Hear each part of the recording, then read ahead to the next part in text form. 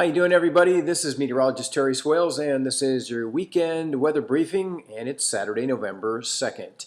And the first thing we want to take you to is our satellite image. And if you look out in the Pacific Northwest, a big swirl in the clouds there indicates our next storm system, and that'll be moving into the Midwest early next week. Here in the short term, what it will do is eventually bring winds and warmer temperatures to close out the weekend. So if you got plans on Sunday afternoon, it'll be breezy around the area, but we should see lots of sunshine, and our temperature is expected to moderate into the mid, maybe even the upper 50s in some parts of the area.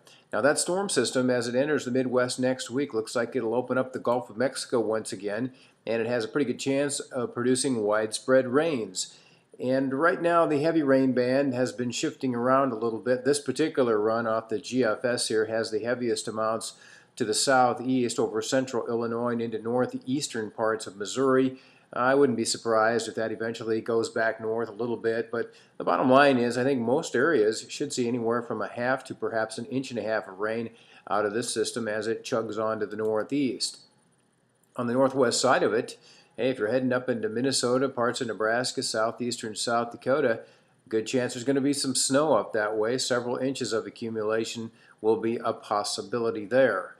But speaking of snow, that's something I don't think we're going to have to deal with around here anytime soon. This is a little look here at the AO and its forecast. That's the Atlantic Oscillation, and this is going strongly positive. And when it's in a positive phase, that tends to keep the cold Arctic air up in Canada. Then you take a look at this, which happens to be the NAO, and here it's going very positive too. So that's another factor that would keep cold air out of the Midwest. And finally, we'll take a look at the PNA, which is the Pacific North American Oscillation, and this has been in a positive mode for the past couple of weeks, and we all know how cool the temperatures have been. Well, now look what's happening. It's going negative. So when you have that in a negative phase, and you have the other two there, the AO and the NAO, going into the positive realm, that definitely would indicate some pretty warm temperatures moving into much of the nation's midsection. And sure enough, here's the GFS version of the 500 millibar chart for November 11th.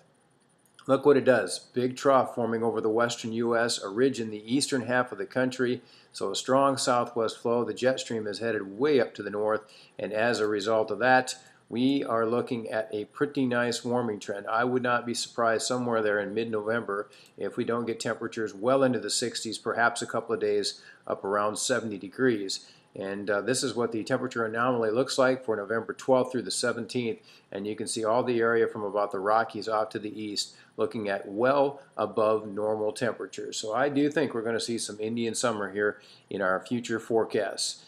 Meantime, though, it's a beautiful day out there now. The sun is shining. I got some leaves to rake, so that's exactly where I'm heading. You guys have a great weekend. And meantime, roll weather.